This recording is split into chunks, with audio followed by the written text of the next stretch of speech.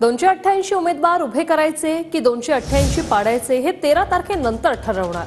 मनोज जरांगेंनी राज्य सरकारला पुन्हा इशारा दिलाय. समाजासोबत चर्चा करून पुढची भूमिका ठरवणार असं जरांगेंनी म्हटलंय. तर जरांगेंनी 288 उमेदवार पाडायचं ठरवलंय. त्यांना शुभेच्छा असं लक्ष्मण हाके म्हणतात. मुख्यमंत्र्यांपासून ते राजेश टोपेंपर्यंत सर्वच पडले पाहिजे असं लक्ष्मण हाके यांनी म्हटलंय.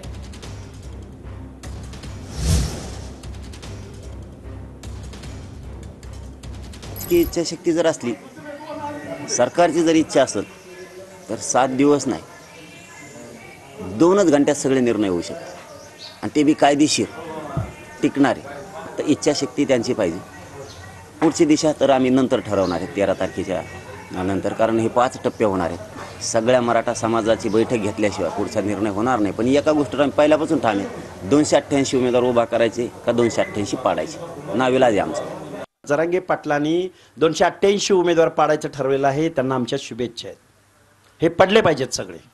प्रत्येकाचा गिव्ह रिस्पेक्ट टेक रिस्पेक्ट, प्रत्येकाच्या हक्क अधिकाराचा रिस्पेक्ट करणारी माणसं जर कायद्याच्या सभागृहात येणार असतील तर जरांगे पाटलांना शुभेच्छा आहेत आमच्या. 288 पडले पाहिजेत. मुख्यमंत्र्यापासून सुरुवात झाली पाहिजे ते पार इकडे त्या घनसावंगीचे आमदार राजेश टोपेपर्यंत झाली पाहिजे.